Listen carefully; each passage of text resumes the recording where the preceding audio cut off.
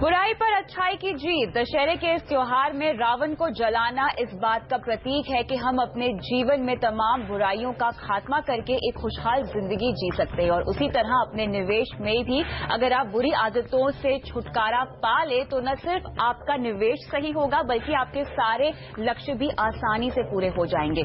नमस्कार, मैं हूं कविता थपलियाल और दशहरे के मौके पर योर मनी पर हम आपको उन 10 आदतों के बारे में आज बताएंगे जिनसे आपको तुरंत बरी हो जाना है। और इसमें आज मेरा साथ देंगे फाइनेंशियल प्लानर अर्नब पंड्या और वाइस इन्वेस्ट एडवाइजर्स के हेमंत उस्तिकी। आप दोनों का ही स्वागत है इस खास पेशकश में। जैसा कि हम आज दशहरे का स्पेशल शो कर रहे हैं, ऐसे में जिस तरह से हम रावण को जलाते हैं और वो एक प्रतीक है कि आप बुराई का अंत करते हैं, उसी तरह निवेश को लेकर ऐसी बहुत सारी बुराइयां होती हैं या गलतियां होती हैं जो अमूमन हम करते हैं। कई बार हम अनजाने में कर देते हैं, कई बार हमें गलत सलाह मिलती है। ओवरऑल अगर मैं आपको बताना चाहूं तो ये मौका, दशहरे का पर्व कितना इम्पोर्टेंट है, कितना महत्वपूर्ण है इमीडिएट स्टेप्स लेने का, अगर हम अपने निवेश से प्रति गलतियों के बारे में बात करें तो। देखिए, अगर हम देखें तो जब हम इन्वेस्टमेंट करते हैं तो इस प्रकार की छोटी छोटी गलतियां वो सब आ जाती है।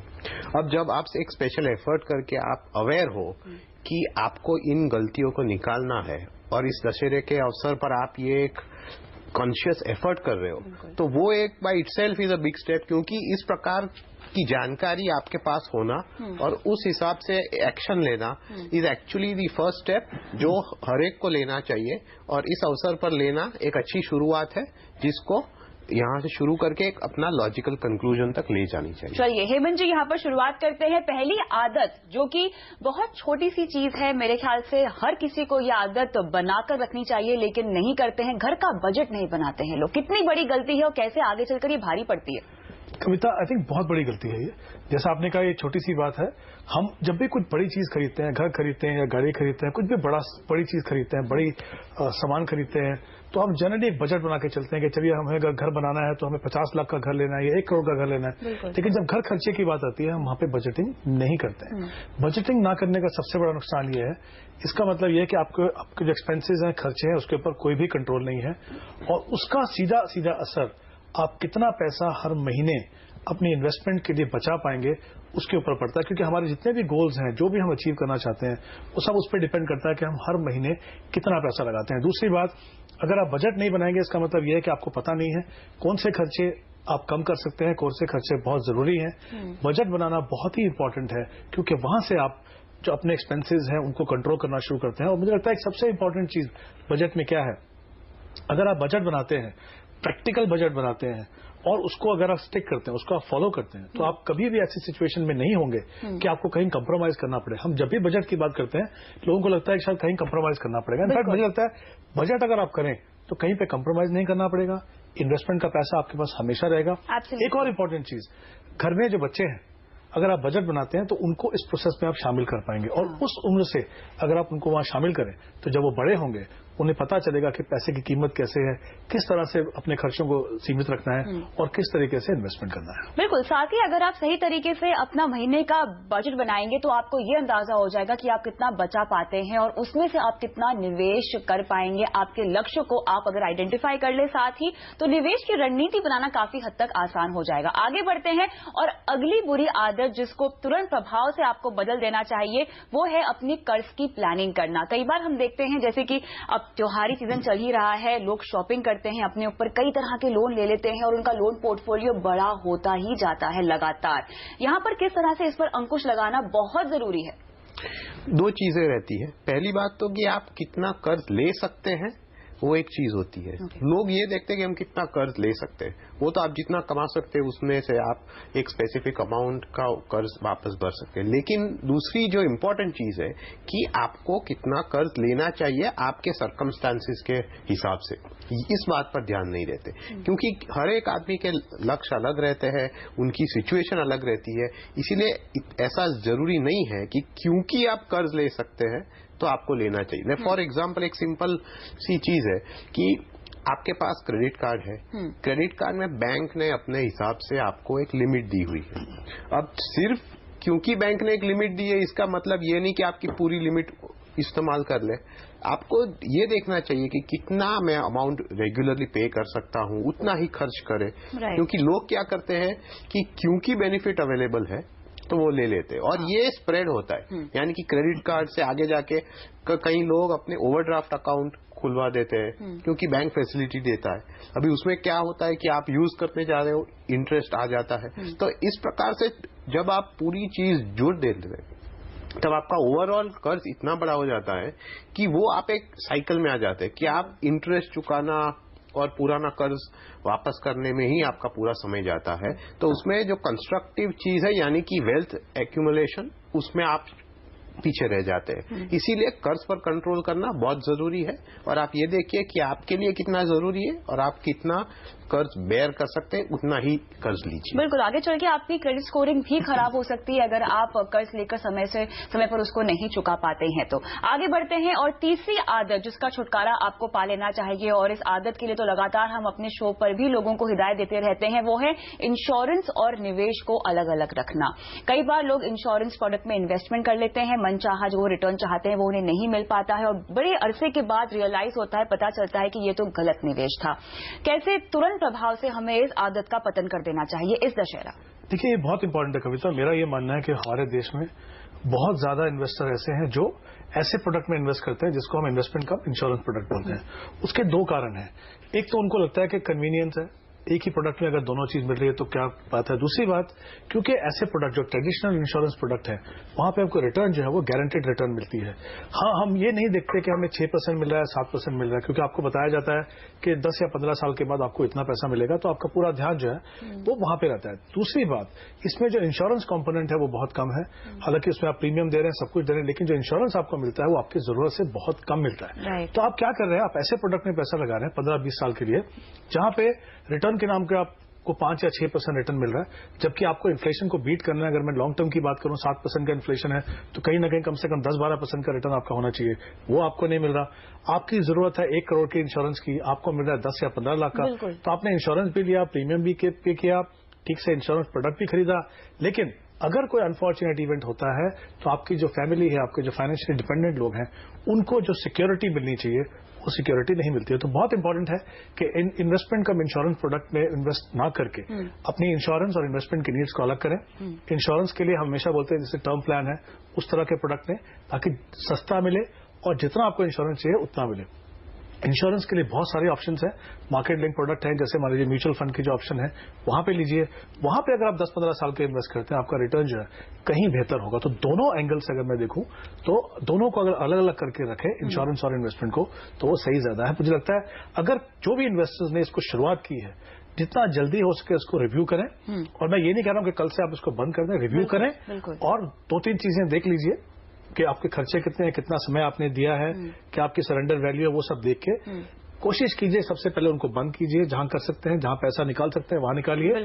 ये मत देखिए कि मैंने 5 साल इन्वेस्ट किया, 6 साल इन्वेस्ट किया, मुझे बहुत कम मिल रहा है, क्योंकि आगे जो 15 साल है अगर आप चाहते हैं सही मायने में आपको रिटर्न मिले, जहां पे जो हम बोलते हैं real rate of return positive हो, वो अगर आप चाहते हैं तो ये समय है अपने उस फैसले को बदलने का। बिल्कुल, तो अगर आपने भी यहाँ पर इंश्योरेंस में निवेश किया हुआ है तो इस शो के जरिए ही देर आए दुरुस्त है, लेकिन तुरंत प्रभाव से अब उस निवेश को आप एक बार फिर से देखिए और अगर आप निकल सकते हैं तो निकलने की कोशिश कीजिए। आगे बढ़ते हैं और आते हैं अगली आदत की ओर जिसका पतन आपको कर देना चाहिए इस दशहरे, वो है आपकी टैक्स प्लानिंग। अक्सर हमें शो पर लोग सवाल पूछते हैं कि अब टैक्स प्लानिंग करनी है हमें और 31 मार्च बस आने ही वाली है और हमने निवेश अभी तक नहीं किया है। इस चक्कर में होता यह है कि लोग गलत प्रोडक्ट्स खरीद लेते हैं कई बार, जैसे कि इंश्योरेंस पे इन्वेस्टमेंट हमें देखा ज्यादातर इसी समय पर होता है जब लोग समय नहीं देते हैं अपने निवेश को प्लान करने में। कैसे सही टाइम पर आपको टैक्स प्लानिंग करनी चाहिए और क्या है वो सही टाइम?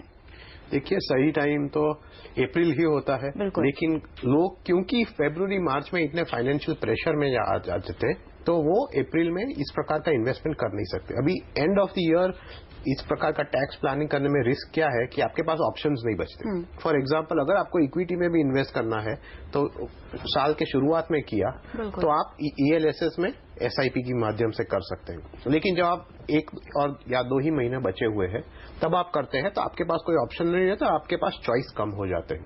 इसीलिए ये जरूरी है कि आप टैक्स प्लानिंग की पूरी शुरुआत अप्रैल महीने से कीजिए। धीरे धीरे करके अपने एक बार शुरुआत कर लीजिए तो एंड ऑफ द ईयर आपके लिए इस प्रकार का प्रेशर नहीं रहेगा। और दूसरी चीज ये कि सिर्फ टैक्स प्लानिंग के नाम पे आप कोई फाइनेंशियल प्रोडक्ट में की तरफ न मुड़ जाइए, क्योंकि आपको 2-3 चीजें देखनी है। क्योंकि अगर आप ऑलरेडी अपना ATC का इन्वेस्टमेंट पूरा कर रहे हैं एम्प्लॉइज प्रोविडेंट फंड या किसी और माध्यम से, तो आपको सिर्फ टैक्स प्लानिंग की तरफ जाना जरूरी नहीं है। आप अपने दूसरे गोल्स को भी देखिए, क्योंकि ये एक मनी जो है वो अगर आप सिर्फ टैक्स के हिसाब से यूज करते हैं तो वो दूसरे गोल्स के लिए अवेलेबल नहीं होता। चलिए, तो यहाँ पे हमने आपको अभी तक बता दी हैं 4 आदतें जिनसे छुटकारा पाना है आपको इस दशहरा। लेकिन फिलहाल रुकते हैं छोटे से ब्रेक के लिए। ब्रेक के बाद आपको बताएंगे कुछ और ऐसी आदतें निवेश से जुड़ी हुई जिनका खात्मा आपको करना चाहिए इस दशहरा। बनी रही हमारे साथ।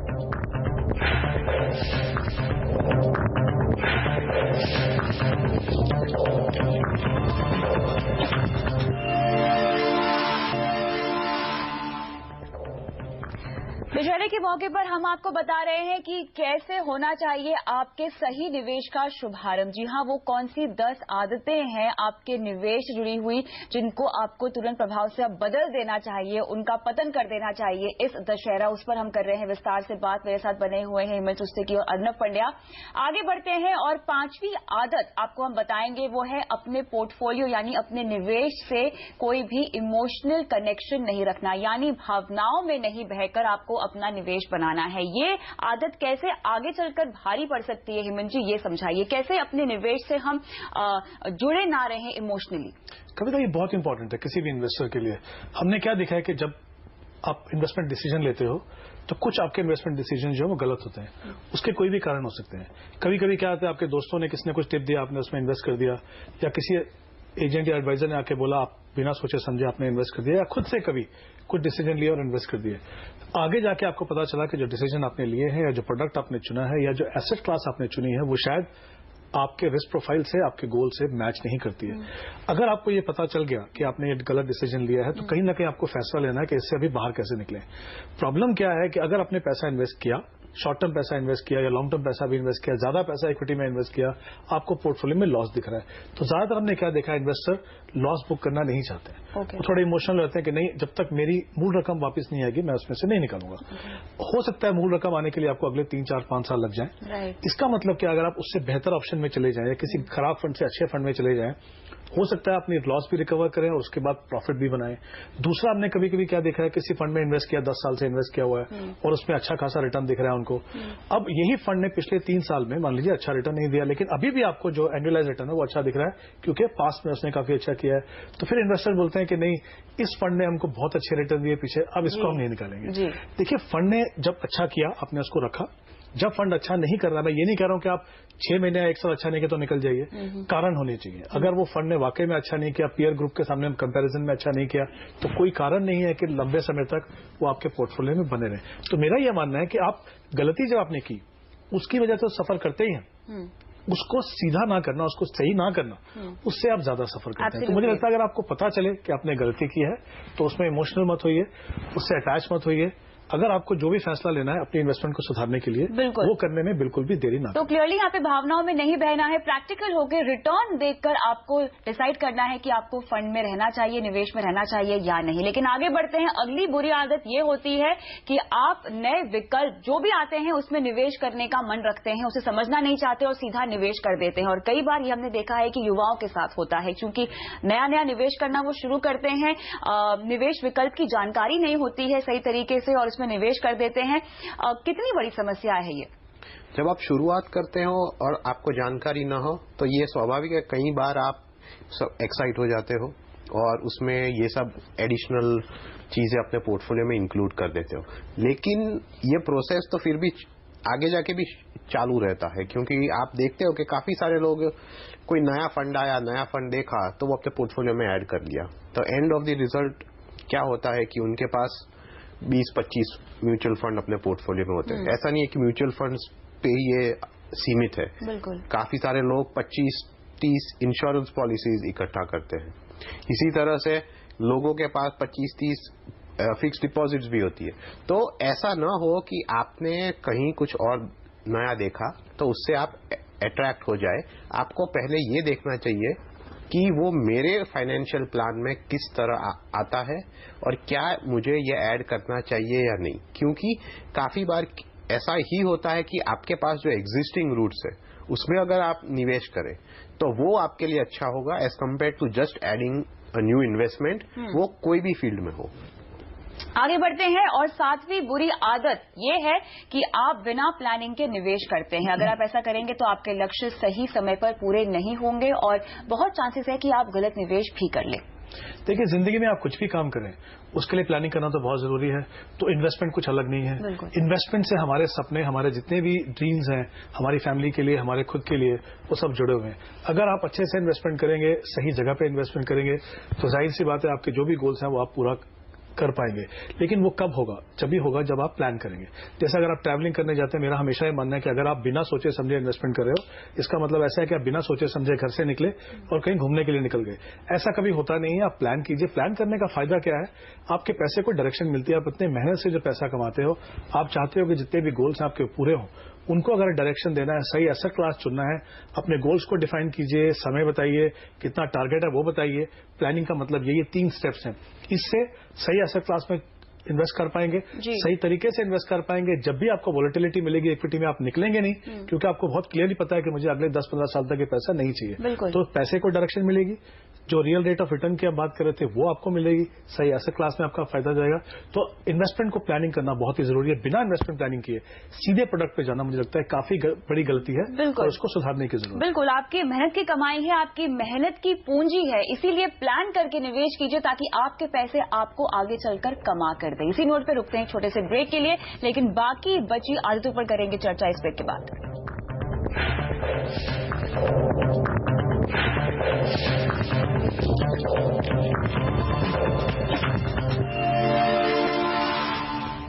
आपका निवेश कैसे सही हो, हम आपको आज बता रहे हैं। दशहरे के पर्व पर वो 10 जरूरी बातें या आदतें आपके निवेश जुड़ी हुई जिसको तुरंत प्रभाव से आपको बंद कर देना चाहिए। अपने पोर्टफोलियो में अपने निवेश करने की तमाम आदतों में बदलाव लाना चाहिए। आगे बढ़ते हैं और इस चर्चा में हमारा जो 8वां गुरु मंत्र है या 8वीं ऐसी आदत जिसको आपको बदलना चाहिए, निवेश की बार बार समीक्षा करना। हम आपको सलाह देते हैं कि अपने निवेश का ट्रैक रखिए, यानी आपका जो निवेश विकल्प है वो किस तरह परफॉर्म कर रहा है, रिटर्न दे रहा है, इसकी जानकारी रखना बहुत अच्छी बात है। लेकिन अगर लगातार हम ये काम करते रहे अर्णव जी, तो ये कैसे भारी पड़ सकता है हमारे लिए? देखिए, कुछ भी चीज अगर आप एक्सेस में करें तो आपके लिए हानिकारक होता है। तो आप इक्विटी इन्वेस्टमेंट है तो हर रोज आप अगर अपना पोर्टफोलियो की वैल्यू देखेंगे, फिर हर घंटे देखेंगे, तो उससे कुछ होने वाला नहीं है। और उससे चांसेस ये है कि आप कोई गलत डिसीजन ले लेंगे, क्योंकि उसको आपको एक शांत मन से लॉन्ग टर्म पर्सपेक्टिव से देखना है। डेट की तरफ भी अगर आप ये सेम चीज करेंगे तो आपको कोई फायदा नहीं होगा, क्योंकि अगर आप देखेंगे तो इतनी छोटी मूवमेंट्स होगी तो फिर आपको लगेगा कुछ हो नहीं रहा है, पर एक्चुअली कुछ होना भी नहीं चाहिए। धीरे धीरे debt is expected to increase.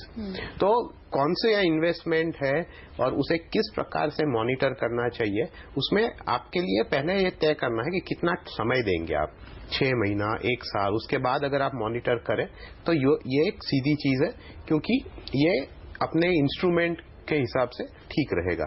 लेकिन लोग क्या करते हैं कि मॉनिटरिंग के नाम में इतनी सारी बार इसे देखते हैं कि उसकी वैल्यू खत्म हो जाती है।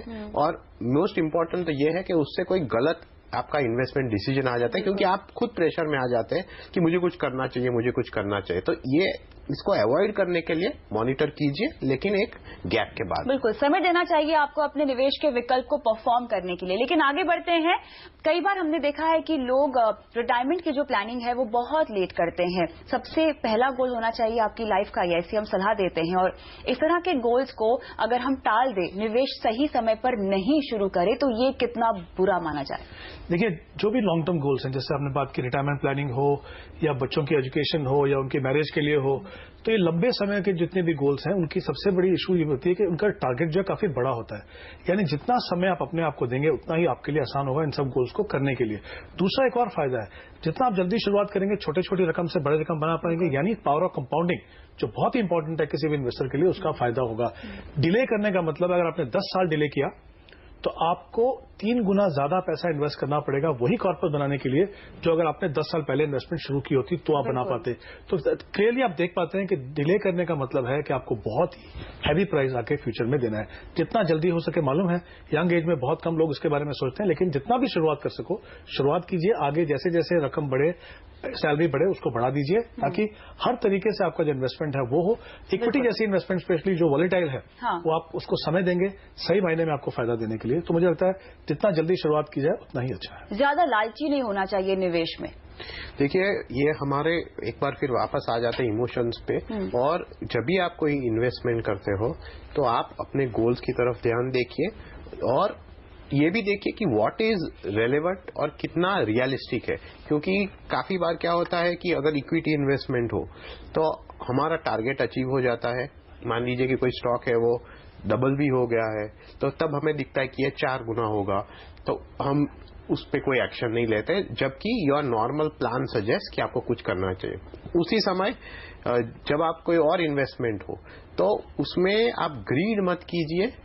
देखिए कि क्या जो सिचुएशन आपके सामने है वो रियलिस्टिक है, उसमें आपको कोई एक्शन लेना है और अपने गोल्स के हिसाब से और प्लानिंग के हिसाब से सब चल रहा है। अगर ये हो तो आपको तुरंत जो एक्शन लेना है वो लीजिए और ग्रीड से थोड़ा दूर रहिए। चलिए, तो दशहरे के इस मौके पर हम यही कामना करते हैं कि ये 10 छोटी छोटी बातें अगर आप ध्यान में रखें और इन पर अमल करें तो आपके पोर्टफोलियो में बड़े बदलाव आएंगे जो कि आपके लक्ष्य की ओर आपको ले जाएंगे। बहुत बहुत शुक्रिया आप दोनों का इस खास पेशकश में शामिल होने के लिए। इसी के साथ मुझे भी इजाजत दीजिए, लेकिन आप बने रहिए CNBC आवाज के साथ। नमस्कार।